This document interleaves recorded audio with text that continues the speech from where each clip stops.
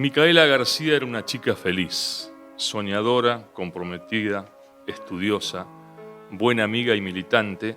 Su historia trágica conmocionó al país en abril de 2017, cuando fue asesinada en Gualeguay.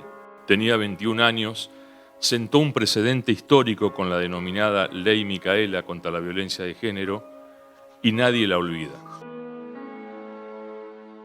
Micaela para mí fue mi debut como madre, fue mi primera hija, buscada, esperada,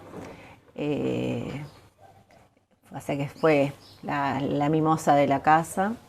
Sí reconozco que fui muy inflexible con ella en el sentido de que si por ejemplo se iba a Buenos Aires a entrenar, que la llevaba, yo la sacaba antes de la escuela para poder ir.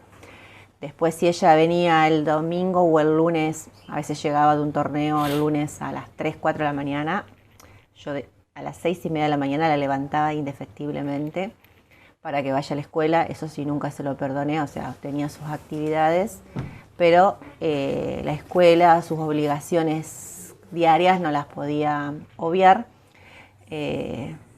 Así que bueno, no sé, por ahí pensando siempre en que uno tiene que ser responsable de sus acciones, o sea, podía hacer su deporte, podía hacer sus cosas, pero las cosas cotidianas de cualquier chica tenía que hacerlas. Y bueno, siempre buscándoles actividades, cosas como para poder hacer, porque tenía un coeficiente intelectual muy elevado. Y así que bueno, siempre la fui llevando, recorriendo todos los lugares, acompañándola en todos lados. A mí, gracias a Dios, no me quedó absolutamente nada pendiente. Las cosas pendientes por ahí es verla recibida. Nosotros fuimos a recibir su título terciario, intermedio del terciario, que no sabíamos que lo había hecho. Sí sabía yo que había estado haciendo un trabajo práctico porque le estuve acompañando para poder conseguir lugar, que fue en el Club Armonía de Colón. Ella hizo su práctica, pero pensé que era una práctica, no que era para su título intermedio, y lo había tramitado, así que nosotros con Yuyo la fuimos a recibir después de unos años, que nos avisó el decano. Micaela era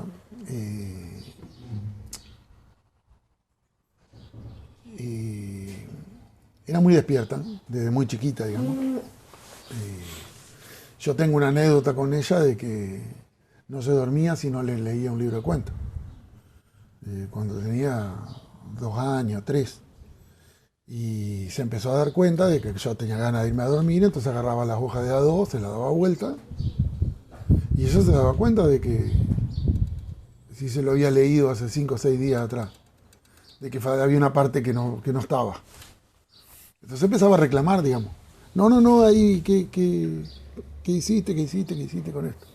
Después, digamos, cuando ya iba avanzado los 3, empezó a darse cuenta de que todos los simbolitos negros, eso que era lo que se repetía de igual manera cada vez que agarraba el mismo cuento. Entonces empezó a preguntar, y se empezó a dar cuenta de que cuando estaba la E así, se empezaba con él o con en, empezó a investigar por esos sonidos, empezó a preguntar y empezó a preguntar y empezó a preguntar. Y ella a los 4 años te leía los carteles de la calle, de preguntar, digamos, de curiosa y por preguntar. Cuando empezó jardín, tuvimos un problema de que la maestra jardinera nos llamaba cada rato de que era de una chica inquieta, atrevida, irrespetuosa. Y bueno, la mandamos a una psicopedagoga a ver qué era lo que estaba pasando, digamos. La psicopedagoga lo que dice, no, es una chica muy inteligente y se aburre en el jardín, porque lo que hace el resto en el jardín ella se aburre. Le hicieron un test de coeficiente intelectual, le dio altísimo, y la psicopedagoga nos dijo, miren, lo que tiene Micaela es que tiene 2 años adelantado su capacidad intelectual, pero no la podemos hacer avanzar en la escuela porque su edad emocional es la edad que tiene. El perfil de Micaela es a mi entender, como abuela de ella. Era una chica muy despierta, muy pícara, muy vivaz. Y bueno, éramos muy compañeras con Micaela, no solo yo soy la abuela, sino que nosotros éramos muy unidas. A ser mi primera nieta, para mí fue un... bueno, éramos muy compañeras con ella. Y bueno, andábamos juntas siempre, porque ella era muy decidida, muy emprendedora, tenía esa chispa de estar, de ser muy curiosa, de buscar, de preguntar. Abuela, ¿por qué es esto? ¿Por qué es lo otro? Siempre estaba ¿por qué? Y nosotros siempre le fuimos dando. Yo digo nosotros con mi hija, con Yuyo, con todos, siempre fuimos de explicarle siempre todo. Y bueno, y ella iba así, y bueno, ese era su perfil, muy de defender los derechos desde chiquitita. Desde chiquita, ella siempre, desde el jardín, ella siempre hizo valer los derechos. Y siempre respetó los derechos de todos y pedía por los derechos de todos. Siempre le decía aprobar la materia, tenían que aprobar, no llevarse materia. En la universidad no, pero ella misma, por ella era lo que quería, tener sus mejores notas, tener todo aprobado para el último día, entonces tener todas las vacaciones para poder militar y hacer su trabajo y tener pero más que nada para militar en los barrios, que ella quería tener 3, 4 meses de vacaciones, así que se mataba estudiando porque a veces pasaba días enteros sin dormir para poder terminar los trabajos, rendir todas las materias, porque siempre los apuntes de ella, tomaba mucho apunte. Hasta el día de hoy los apuntes siguen funcionando y están en sus compañeros que se las siguen pasando. Algunos apuntes pude recuperar, algunos libros. Yo siempre fui de comprarles muchos libros, a mí me encanta la lectura. Aunque ella la lectura la comenzó más o menos a los 10 años, más o menos su pasión por la lectura. Antes no, a pesar de que yo desde muy chiquitita siempre le compré libros, le leía, le compraba de todo. Muy inquieta, muy de siempre marcar sus obligaciones y sus derechos, permanentemente, digamos, hasta cuando empezó a trabajar sin necesidad de tener que trabajar, digamos. Ella un día nos dijo, miren, la fotocopia que yo necesito para estudiar, eso me lo tienen que comprar ustedes, porque es su responsabilidad. Los libros, usados, nuevos, que yo necesite, o prestado, qué sé yo, pero si no se consigue prestado, la responsabilidad de ustedes. La ropa que yo necesito para ponerme, es responsabilidad de ustedes. Ahora, pues yo trabajo porque la joda me la tengo que pagar yo. La ropa que yo me quiero poner porque me gusta y no porque necesito, me la voy a comprar yo. Y así permanentemente ella marcaba determinadas cuestiones, digamos. Y bueno, así nos fue llevando también porque marcaba todos los puntos, marcaba los puntos en comparación con sus hermanos. Ella cuando empezó a militar y empezó con la idea del feminismo, le decía a Andrea fundamentalmente, vos mamá estás criando hijos machistas. ¿Por qué conmigo te enojabas si no tendía la cama y a mi hermano varón no le decís nada porque no tiende la cama? Y todas esas cosas ella la fue marcando, digamos. Y después, cuando empezó a militar en política, a ella le preocupaba mucho la cuestión de que hubiese justicia, digamos. Y de que las personas tengan posibilidades, y eso fue lo que la empezó a mover. Micaela García era oriunda de Concepción del Uruguay y vivía en Gualeguay, donde estudiaba el profesorado de Educación Física. Era una alumna brillante y siempre se daba tiempo para la tarea militante en los barrios. Hablábamos de todo, hablábamos mucho de todo, cualquier tema. Desde, por ejemplo, ella ya a los 8 años, yo ya la venía preparando por su primera menstruación, cómo le iba a pasar, qué le iba a suceder, cómo tenía que usar una toallita. Compraba libros y leíamos y ella preguntaba. Y como que también por eso tuve a veces discrepancia con las mamás de otras sus amiguitas, porque venían a casa, porque yo digo, mi casa siempre fue la casa del pueblo. Como vivíamos fuera de la ciudad, las compañeritas se venían los viernes y se quedaban todo el fin de semana, y el lunes yo las llevaba todas juntas a la escuela. Y bueno, en esa pijamada que hacían toda la semana, fin de semana, se ponían a leer libros, y por ahí se podían a leer este libro que les enseñaba, o sea, con un lenguaje muy simple, muy sencillo, qué les pasaba cuando tenían su primera menstruación, por ejemplo, qué corpiño usar, qué bombacha, cómo ponerse una toallita, si podían hacer educación física, así preguntas que les puede pasar a cualquier niña.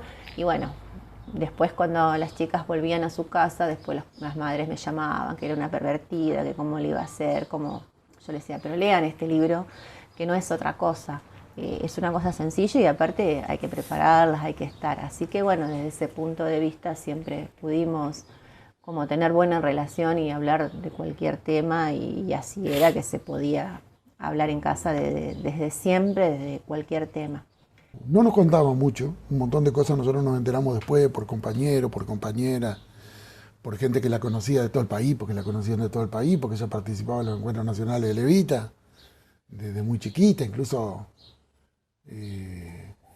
2015, Jorge Tayana era candidato a presidente de Levita. Hicieron un encuentro a principios del 2015 para definir una plataforma en La Plata, y esto me lo contó Jorge Tayana, y después yo lo chequeé con alguna compañera de Santiago del Estero, que cuando viene Tayana acá me dice, espero que no hayan tomado a mal que yo subí al Facebook una foto con Micaela. Nosotros que en ese momento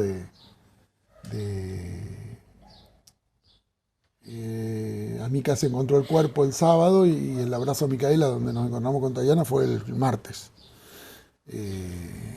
No habíamos visto, estaba en un momento de shock, veía algunas cosas, otras cosas no, en esa situación, y él me dice, tal vez ustedes piensan que Micaela pidió sacarse esa foto conmigo.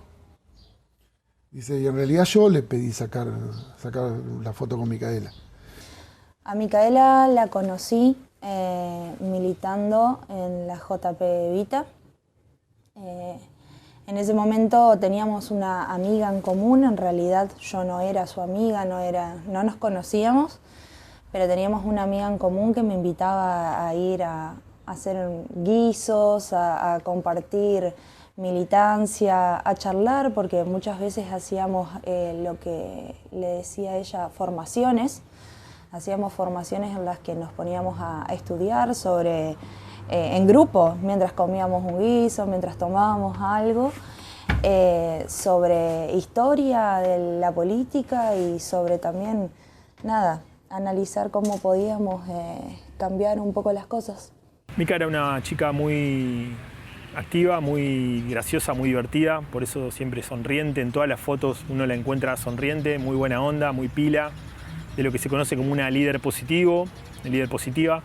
Eso lo demuestra el haber sido hechicera de su tribu, el haber sido referente del movimiento Evita, el haber sido novia recordada, de ser una hija amada por su familia, una prima querida, una nieta. Era una chica, muy querida por su entorno, por sus amigas y amigos, y que no pasaba desapercibida, que tenía mucha personalidad, que también tenía una personalidad fuerte, que tenía convicciones muy fuertes en relación a la política, a la militancia, pero que era muy solidaria, y que lo cuentan muchas anécdotas, ¿no? Por ejemplo, ella en el profesorado de educación física en la facultad tenía todas las materias al día, estaba en cuarto año, había aprobado todas las materias de tercer año, y sin embargo hacía los apuntes y los compartía con sus compañeros y los ayudaba a organizar sus horarios para que para que pudieran seguir cursando. Entonces me parece que eso habla de su solidaridad, de su don de gente, de lo buena compañera que era, y por eso fue que la buscaron de esa manera sus compañeras y compañeros, no solo de la militancia, sino también del profesorado de educación física, porque era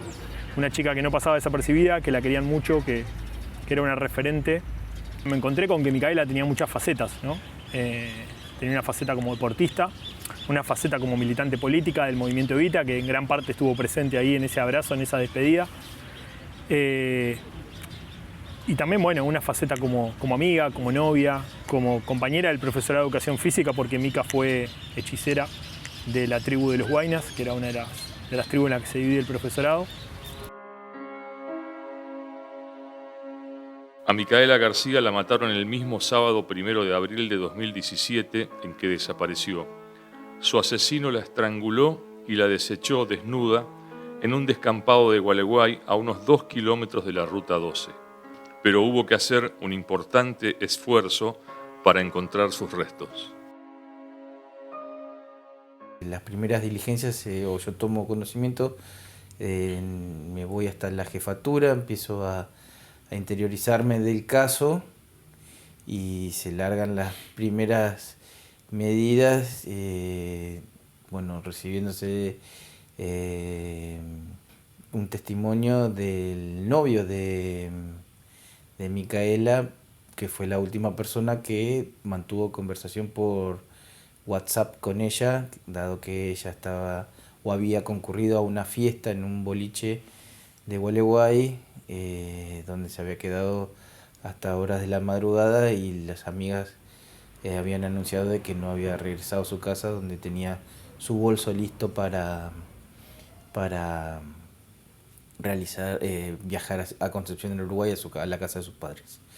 Bueno, después se empiezan a relevar cámaras videofilmaciones determinando a ver el recorrido que habría hecho Micaela desde la salida del boliche hasta su casa. Fue un trabajo muy, muy difícil y rudimentario en esa época, dado que Gualeguay no contaba con cámaras públicas, sino que cada vecino tuvo que aportar cada uno de las filmaciones de su casa, y ahí la policía fue reconstruyendo el camino a pie que hizo Micaela hasta donde fue interceptada a pocas cuadras de su casa. También se pudo determinar la vestimenta que ella llevaba, y en inmediaciones del lugar donde desapareció se encontró un zapato que a las postres se determinó que era el zapato de Micaela, en la esquina donde fue captada. Nosotros nos pasábamos el día en la comisaría, digamos. Íbamos a dormir al departamento donde vivía Micaela. La compañera que vivía con Mica en ese departamento me dijo: el departamento de ustedes, yo me arreglo con otra compañera, me instalo allá y ustedes instálense acá. Bueno, en un principio, no sé, pensamos que iba a aparecer en cualquier momento, digamos, por las de ella, donde empezó a pasar un día, 2 días, y no había noticia, ningún tipo de noticia. Nos empezamos a preocupar, digamos. Yo estaba muy preocupado. El martes a la tarde se identifica el vehículo por la filmación de las cámaras, y se surge la noticia de que pertenecía a Sebastián Wagner, que estaba cumpliendo condena por 2 violaciones. Me acuerdo que estábamos en el patio de la comisaría y Andrea se pone a llorar, digamos, diciendo de que era un hecho que el tipo la había violado, ¿no? Y ese momento para mí, que esperaba cosas tal vez peores,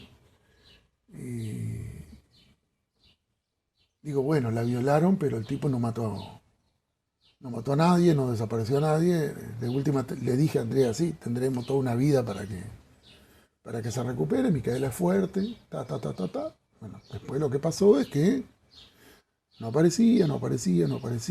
La verdad que empezar a buscar a Micaela era como buscar en un pajal porque no se tenían muchos datos, hasta que aparece a los pocos días una filmación la filmación ya estaba, se hace el estudio de filmaciones y se logra descubrir de que había un vehículo, que a la sazón fue el que manejaba Wagner, que daba vuelta por sobre el recorrido que Micaela hacía desde el boliche hasta su casa. Y entonces, con el aporte de una persona que dio la casualidad que lo había visto el día antes o 2 días antes a Wagner en una estación de servicio y pudo aportar el nombre. Al aportar el nombre se empezaron a abrir un poco las puertas, pero Wagner ya se había ido de Gualeguay y fue Pavón quien le suministró a la prensa los datos que sirvieron de base para la investigación. Él, quizás pensando en que lo que decía lo iba a favorecer e iba a culpar a Wagner, pero en definitiva fue un boomerang porque luego se vio implicado y las pruebas empezaron a recaer sobre los dos.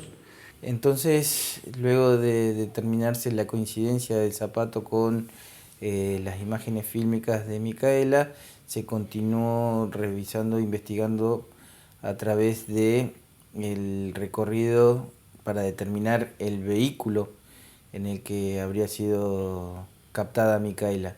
Eso llevó otro trabajo muy intenso por parte de la Fiscalía y de la Policía, donde un testimonio esclarecedor fue el testimonio de un transportista de mercadería que pudo ver el momento en donde Micaela era introducida violentamente dentro de una Renault 18 Break, y ahí, luego de recibírsele declaración, pudimos ya tener por lo menos la fisonomía del vehículo donde habría sido captada y subida para ser trasladada a las afueras de Gualeguay.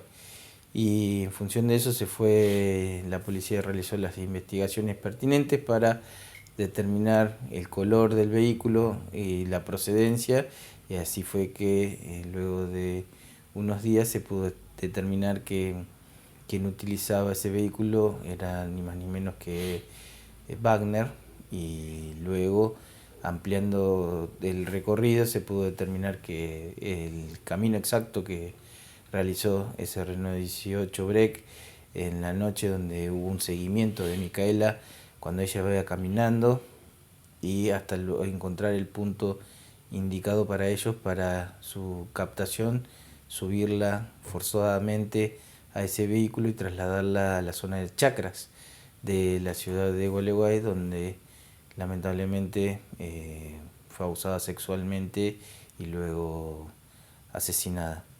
En ese momento, cuando sucede todo lo que ya sabemos que sucedió, había sido mamá hace 3 meses. Yo había sido mamá hace 3 meses. Tenía a mi bebé muy chiquito cuando sucede todo lo que pasa en Gualeguay.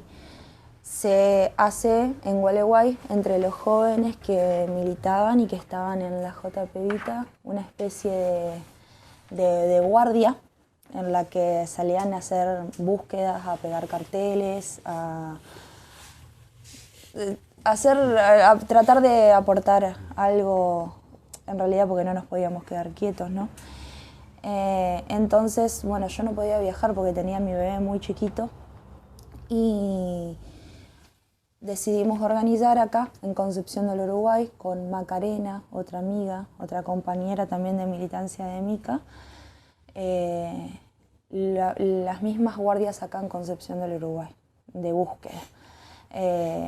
Imprimimos carteles, grandes, chicos, pequeños, salíamos con aerosol, rayábamos las paredes, buscamos todas las maneras posibles de llenar las calles de Concepción del Uruguay, repartir en las avenidas, folletos y demás para también tratar de hacer algo de nuestra parte de acá. Murales, murales con la consigna ¿dónde está Micaela? todo lo que se nos ocurría. Todas las noches nos hacían un informe, tipo 10 de la noche, de qué era lo que habían hecho ese día y qué es lo que pensaban hacer el día siguiente. Por ejemplo, nosotros sabíamos, y nos pidieron por favor que no se lo comentáramos a nadie, de que iban a allanar Moreno, que era el lugar donde habían identificado que estaba escondido Wagner. Nosotros lo supimos el día anterior porque nos lo informaron. Digamos. Los informes siempre eran optimistas, pero los días pasaban, digamos.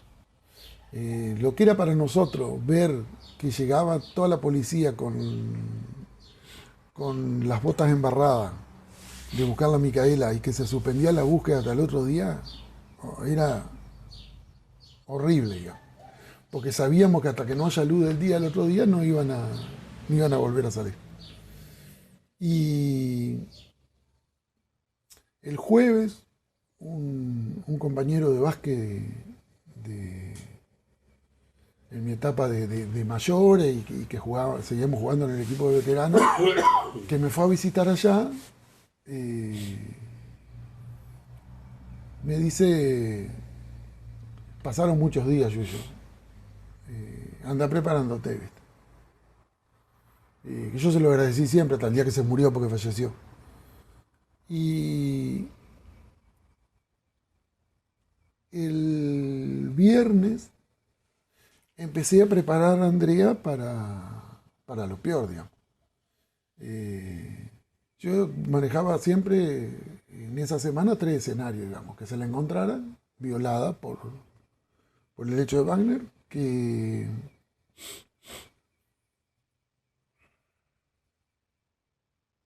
se la encontrara fallecida como sucedió, o que nadie la encontrara y que la cuestión no se pudiera cerrar, digamos. Ese escenario yo lo tuve en la cabeza. Y bueno, y dije, bueno, yo tengo que ir preparándola a Andrea despacito para lo peor durante todo el viernes. Los restos de Micaela García fueron hallados una semana después de su desaparición en una zona rural de los alrededores de Gualeguay, entre la Ruta Nacional 12 y la localidad de Calderón, en un paraje de la estancia Seis Robles, que es un lugar aislado, alejado de la ciudad y con vegetación espesa.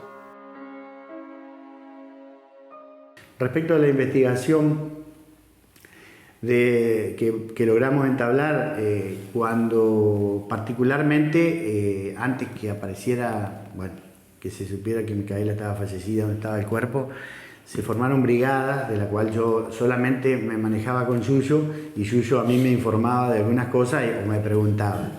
Las brigadas que se formaban de los chicos era salir a caminar, y ellos hicieron una barrida de toda la primera sesión chacra. Y después volvían, incluso la provincia, en colaboración con los chicos, salían, y los bomberos, bueno, todas las entidades, la policía y demás, hasta con helicópteros, desde el aire, porque había lugares donde no tenían acceso, o al menos era difícil ver, y los helicópteros volaban a la altura poco más allá de los árboles. Luego los chicos de la brigada con las motosierras limpiando terrenos, digamos, buscando lo que todos sospechábamos que había pasado y que no sabíamos. Esto fue una colaboración amplia, no se puede hablar de 1, 2 o 10, pero yo diría que hablaríamos de cientos de compañeros. Luego también se pudo determinar el lugar donde se descartaron o abandonaron el cuerpo de Micaela, que fue distinto del lugar donde habría sido atacada sexualmente. Todo esto llevó que lo cuento tan rápido, fueron horas y días de intensas y extensas horas de investigación, y aproximadamente en 8 días pudimos resolver el caso con la detención incluida del señor Wagner y luego posteriormente del señor Pavón.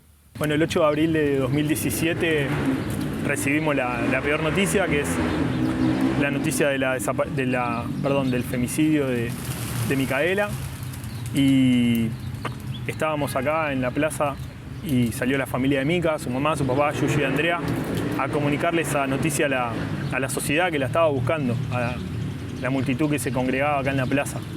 Y la verdad que fue un momento muy fuerte. De hecho, si ven las imágenes, se encuentran que lloraban los policías, lloraban los jueces, lloraban los fiscales, lloraba la gente, los bomberos, el jefe de policía de la provincia, los funcionarios provinciales, todo el mundo, porque el mensaje que dieron fue un mensaje por ahí distinto, ¿no? Uno esperaba que dijeran, no sé, vamos a romper todo, y el mensaje que dio la familia de Micaela, que dieron sus padres, fue que había que construir una sociedad mejor, que había que educar a las personas, que había que educarse y ser buena persona y buen profesional para que no vuelva a pasar esto. Entendieron que la violencia de género no se combate con más violencia, sino que se combate con educación, con un cambio cultural que demandaba la sociedad después de tantos femicidios como ocurren en nuestro país. Y bueno, fue un mensaje muy conmovedor de parte de su familia y que fue por ahí el nacimiento de lo que fue la Ley Micaela, ¿no? Ese momento en el que sus padres salieron acá a la plaza y dijeron hay que construir la sociedad que Micaela quería y esto no se resuelve con violencia, sino con educación. Creo que eso conectó con una necesidad que había, que era la necesidad de que funcionarias y funcionarios se capacitaran, como quedó claro, por ejemplo, en el caso del juez Carlos Rossi de Gualeguaychú, quien fue quien liberó a Sebastián Wagner, pese a todos los informes desfavorables que había en su contra.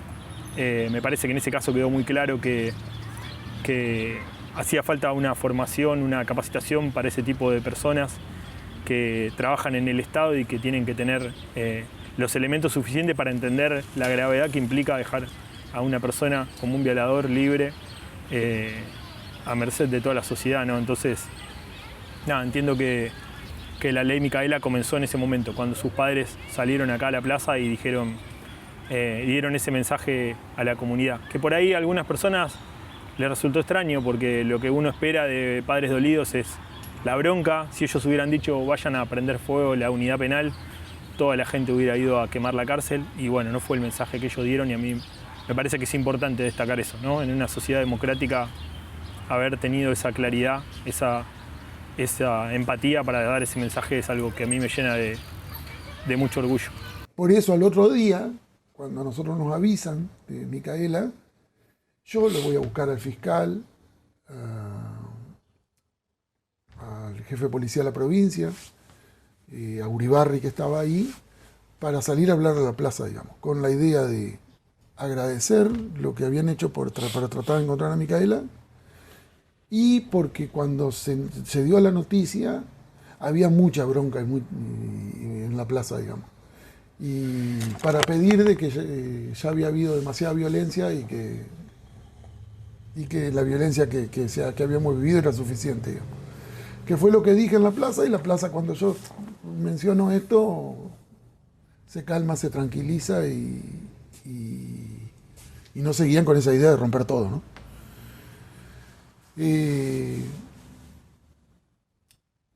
Agradezco lo que hicieron y ahí digo de que nosotros sabíamos muy bien por qué militaba Micaela y que era el mundo en el Micaela que quería vivir y que íbamos a dedicar nuestra vida a tratar de construir la sociedad que Micaela quería. Andrea dice algo parecido y cuando nosotros nos preguntan cuándo empezó la fundación, me parece que empezó ahí, digamos. En lo formal después, pero me parece que ahí ya hubo una idea de Andrea y mía de que teníamos que luchar por los ideales de Micaela, digamos. Siempre se la buscó con vida, Micaela, siempre tuvimos la esperanza de hallarla con vida, hasta que lamentablemente el hallazgo del cuerpo determinó lo contrario, pero siempre se hicieron las diligencias, por eso le digo que el trabajo era continuo y no había tiempo para descanso, sino que continuamente todos los operadores que trabajamos estábamos exclusivamente dedicados al caso de Micaela para hacerlo con la celeridad que ese caso requería. El día sábado estaban todos los chicos nuevamente en el lugar, estaban los helicópteros, estaban las motosierras, estaban los medios, estaban bomberos, policía, bueno, todos concentrados. Cuando alguien, justo yo estaba en ese momento en el lugar, vino alguien, hablan entre los policías y yo me di cuenta que había alguna novedad. Me acerco a ellos y dice, sí, encontraron el cuerpo, distante y calculo que 5 kilómetros de donde estábamos buscando, que es donde realmente luego se comprueba, digamos, de que había estado de Wagner y Pavón, que lo habían dejado en un lugar X. Y bueno, ahí ya lamentablemente se disipó toda la búsqueda, se concentró en otra cosa y bueno, todos, indudablemente ver a los chicos, sobre todo el que tenía contacto con Micaela, porque eran chicos de 21 años, 20, 21, 22, la verdad que fue una cosa muy, muy triste. Verlo a Yuyo, verlo a Andrea, después ellos hablaron, que quedó esa imagen que 2x3 te aparece hablando en la puerta de jefatura de policía, dando la noticia, agradeciendo. Son cosas que lamentablemente tan negativas, pero bueno, que quedan grabadas en uno, ¿no? El sentimiento por Micaela García quedó reflejado en el velatorio y el acompañamiento masivo que tuvo hacia el cementerio municipal de Concepción del Uruguay. Estaba claro que iba a existir un antes y un después del crimen de la joven. Mientras tanto, la investigación también tuvo avances importantes que determinaron detenciones. Uno de ellos, Sebastián Wagner, fue condenado a reclusión perpetua. Néstor Pavón solo fue condenado a 6 años por encubrimiento. Después de que se conoció la noticia del femicidio de Mica, la familia y sus amigas y amigos convocaron a un abrazo en Concepción del Uruguay, en el estadio cerrado del Centro de Educación Física Hugo La NASA de Concepción del Uruguay. Fui como periodista a cubrir ese evento que se realizó el martes posterior a la aparición de Mica y la verdad que fue algo que me impactó muchísimo. La verdad es que era como un ritual pagano, como no sé, como si fuera una misa ricotera, la verdad, porque encima llamó el Indio Solar y la verdad que fue algo muy impactante. Y ahí en ese momento, cuando me encontré con los testimonios de chicos de los barrios de Concepción del Uruguay que decían que Mica le había enseñado a leer, que iba a los merenderos y que colaboraba con ellos, y cuando me encontré con su carrera como deportista en el profesorado, en la selección argentina de gimnasia aeróbica deportiva, entendí que había una historia para contar y por ahí fue como empezó la idea de contar su biografía. Fueron muchos años entrevistando a su familia, a sus amigas, amigos, como decía, también cubriendo su carrera deportiva, a su entrenadora en la selección y a sus compañeras en la selección de gimnasia aeróbica deportiva. Hubo muchas personas que declararon, digamos, pero hay 3 personas que... La señora que escuchó, que Micaela gritaban déjenme, hablando en plural. 2 personas que vieron el vehículo cerca donde se encontró el cuerpo a Micaela, que había 2 personas adentro, digamos. Por otro lado, en la zona donde se la encontró a Micaela, Wagner no la conocía porque Wagner es de acá de Concepción del Uruguay, estaba viviendo allá porque se había puesto en pareja con una señora de allá y hacía muy poquitito tiempo que estaba con la libertad condicional. Y esa zona era muy conocida por Pavón, por su actividad como camionero. Nosotros apelamos, porque a Pavón se lo condena en primera instancia, la sentencia en primera instancia lo condena por encubrimiento. Nosotros apelamos, Pavón y Wagner también apelan, va a la Cámara de Casación, la Cámara de Casación dice mantenemos lo de primera instancia respecto de Wagner, nos parece que hay que revisar lo de Pavón. Entonces, como en casación no se pueden aportar nuevas pruebas, dice, hay una parte de la sentencia que dice, nosotros tenemos duda de que Pavón no se haya autoencubierto, o sea que creen que puede haber sido parte del hecho. Pide abrir un nuevo juicio. Apelan ambos al Superior Tribunal de Justicia de la provincia. El Superior Tribunal de Justicia de la provincia mantiene lo de Wagner y retrotrae lo de Pavón a lo de primera instancia. Nosotros lo que hicimos fue pedir al Superior Tribunal de Justicia de la provincia, la Procuración de la provincia también, digamos, eran pedidos por separado, pero iban en el mismo sentido, la elevación del caso de Micaela a la Corte Suprema de Justicia de la Nación. El Superior Tribunal de Justicia no niega la elevación, Entonces nos queda un recurso más que es ir en queja, como se lo conoce habitualmente, un recurso extraordinario, por el cual la Corte Suprema le solicita al Superior Tribunal de Justicia que le envíe el expediente. Sabemos que 4 veces le tuvo que pedir la Corte Suprema de Justicia de la Nación al Superior Tribunal de Justicia de la provincia que enviaran el expediente, siempre por algún detalle de forma no se lo enviaba. Se logró enviar, ya hace bastante que está en la Corte Suprema de Justicia de la Nación, y este año le llegó, porque tiene que dar su opinión el Procurador General de la Nación. El Procurador General de la Nación da su opinión muy parecida a lo de la Cámara de Casación. No dice textualmente que hay que abrir un nuevo juicio, pero dicen que hay que recabar prueba y le aconseja a la Corte Suprema de Justicia de la Nación eso, digamos, que se abra un nuevo juicio por la situación de Pavón.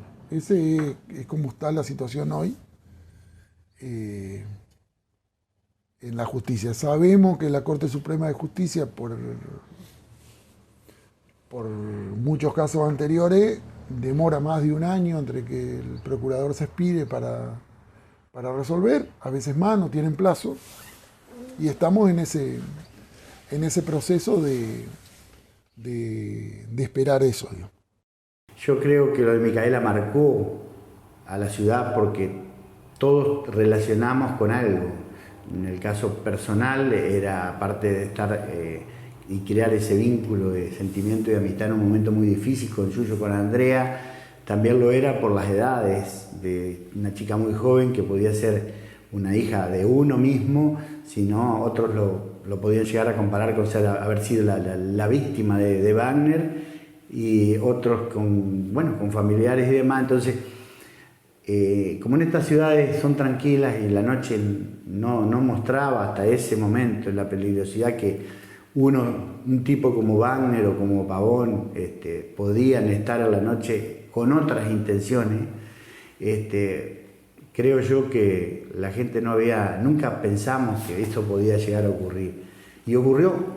Hoy seguimos discutiendo la participación o autoría o coautoría de Pavón, pero Wagner está condenado, Pavón fue condenado por encubrimiento y actualmente la Corte está tratando el tema y puede llegar a reverse, así es la opinión del fiscal de la Corte, puede llegar a reverse el caso de Pavón y hacer un nuevo juicio.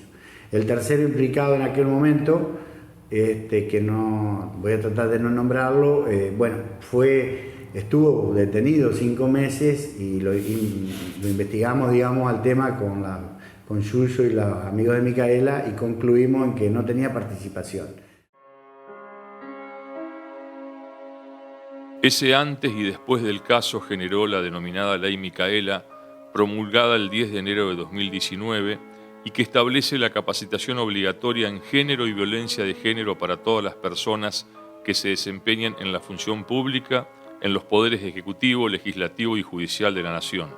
Y también derivó en la tarea de la Fundación Micaela, que llevan adelante sus familiares directos y amigos, como para que nadie la olvide. Es difícil decir de dónde sale la fortaleza de uno para seguir. Sabe que tiene que seguir. Bueno, Mica tiene sus 3 hermanos, que hay que seguir por ellos, por los abuelos. O sea, tengo a mi mamá, Yuyo también tiene, en ese momento estaba la mamá y el papá de Yuyo. Y bueno, es seguir por el resto. También está su ahijada, de Mica, y es poder continuar con la lucha de ella. Yo no militaba en esta lucha que estoy hoy, que la lucha de ella.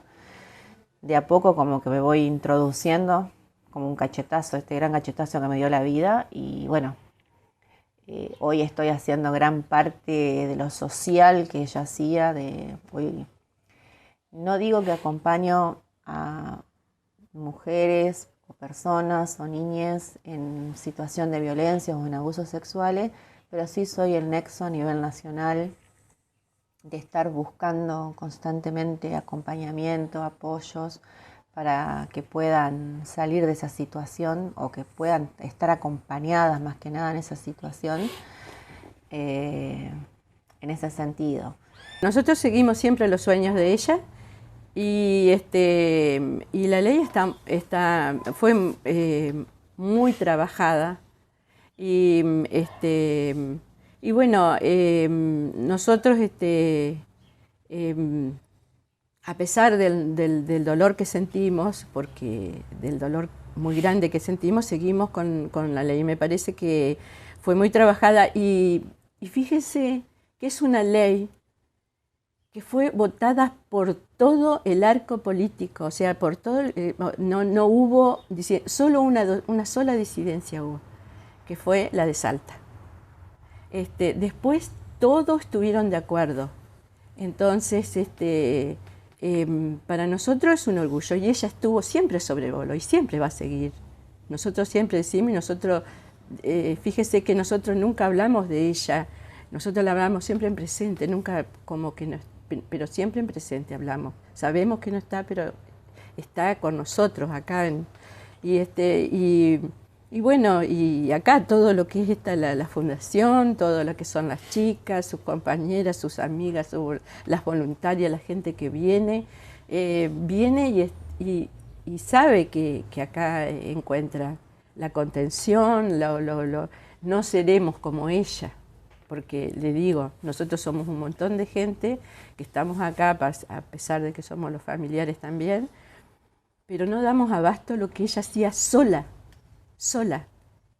Fíjese lo que era ella, o sea, así que bueno, seguimos con mucho sacrificio, pero seguimos adelante por los sueños de ella. El actual gobierno ha corrido de agenda en todas estas cuestiones de violencia de género. La verdad es que también ha interferido con la ley Micaela, pero nosotros nos mantenemos firmes. No nos vamos a rendir. Micaela no se rindió y estamos nosotros para seguir con su legado, seguir insistiendo en que la ley Micaela es necesaria para que no suceda lo que le pasó a Micaela, ni tampoco siga pasando lo que le pasó a Micaela a tantas mujeres más dentro de nuestro país. La ley Micaela es necesaria. Yo creo que si bien la gente, pasó lo que fue la parte de información, y al no ser la chica de Gualeguay y no estar los papás acá, por ahí la gente se empieza a olvidar, no del caso, empieza a acostumbrarse que fue un hecho que pasó, pero cada vez que aparece alguna novedad y uno sale a los medios, o en algún momento por la libertad de Pavón se suscitaron algunos incidentes porque Pavón no fue bien visto en ninguno de los lugares nocturnos que aparecía, incluso se comentaba que fue literalmente echado del lugar por las mismas personas. Cada vez que aparece algo, la gente vuelve a recordar todo. Vuelve a recordar todo porque esto queda en un rinconcito del corazón, porque eso no había ocurrido por las edades, por todo en Gualeguay. Los jueces tienen que tener la ley Micaela. Tienen que tener perspectiva de género. Muchos jueces ahora están entrando jueces, fiscales que están con perspectiva de género. No se puede decir un homicidio, crimen, una cosa así, cuando fue un homicidio, una homofobia hacia la mujer. Entonces, eso es lo que tienen que hacer. Tienen los jueces, todas las personas que tratan esto tienen que tener perspectiva de género. Eso falta, perspectiva de género en la justicia, en toda la justicia. Falta perspectiva de género, que tengan esa mirada. No que fue un crimen porque, no, fue eso. Le falta eso, perspectiva de género. Después, desde lo político, nunca sentimos acompañamiento del gobierno de Bordé. Es la verdad. Al gobierno actual pareciera ser que no le interesa la temática. Hubo un reportaje que le hicieron a la vicegobernadora y no sabía lo que era la ley Micaela. ya estando en funciones como vicegobernadora. Y a nivel nación, bueno, todo esto que estamos viendo, digamos, el intento del Ejecutivo de modificar la ley Micaela para que no logre el fin que tuvo y los fundamentos por los cuales hay una ley Micaela. Me parece que es momento de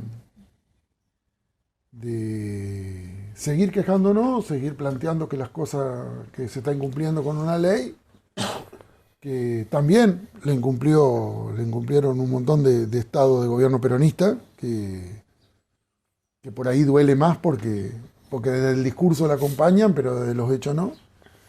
La fortaleza, no sé, seguramente hoy me la está dando ella desde el cielo, igual que mi abuela, que son como mis pilares. Y bueno, ahí voy y ojalá podamos llegar a la sociedad que tanto Mica soñó, y su ahijada, que hoy tiene 9 años, pueda vivir libremente y pueda vivir en esa sociedad que tanto ella anheló. Bueno, hoy por hoy estoy junto con todas acá las chicas voluntarias y voluntarios de la Fundación, tratando de aportar un granito de arena. Es difícil, sí, pero bueno, siempre hay que seguir luchando, nunca bajar los brazos, porque había algo que ella decía: si bajamos los brazos es porque dejamos de luchar. Así que bueno, esa es como gran parte del legado que me dejó ella, y bueno, seguir, y siempre hago. Hoy por hoy lo entendí un poquito tarde, pero siempre me decía: vos, mamá, siempre el después, nunca ahora. Tenés que hacer ahora lo que te gusta. Y bueno, hoy estoy haciendo eso, haciendo lo que me gusta, en la medida que puedo, y por lo más que nada por ella. Así que bueno, esa sería como una de las cosas de fuerza que nos da. Y bueno, nuestros hijos son muy sabios, y aprender a que también nos enseñan, y nos enseñan un montón.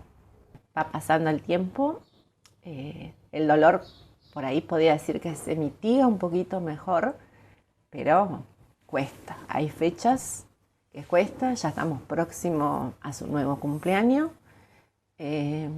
Acá en la Fundación, cuando hay actividades, yo siempre digo el 9 de agosto o las fechas claves, como son mi cumpleaños, por ejemplo, el Día de la Madre o la fecha de desaparición de ella. Digo, bueno, no cuenten conmigo para hacer actividades, porque en realidad no sé cómo voy a estar. A mí me costó, yo perdí la memoria corta por el hecho traumático de lo de Mica, y como digo, por ahí hay momentos que se me salen los patitos de la fila, en el hecho de que vuelvo a perder la memoria, pero es la memoria corta. O sea, lo de antes me acuerdo, pero lo de ahora no.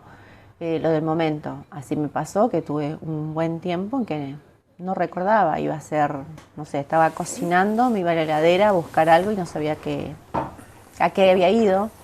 Así perdí varias cosas porque no me acordaba dónde le dejaba. Eso me obligó al día de hoy a tener todo anotado. Y bueno, ahí voy de a poco bien. Ya hace un tiempito que no estoy perdiendo la memoria, pero bueno, cada tanto en estas fechas es donde en realidad me va pasando esto, y bueno, lo sé y lo trato de llevar la manera mejor posible. Y bueno, es una cosa de la vida que hay que seguir afrontando.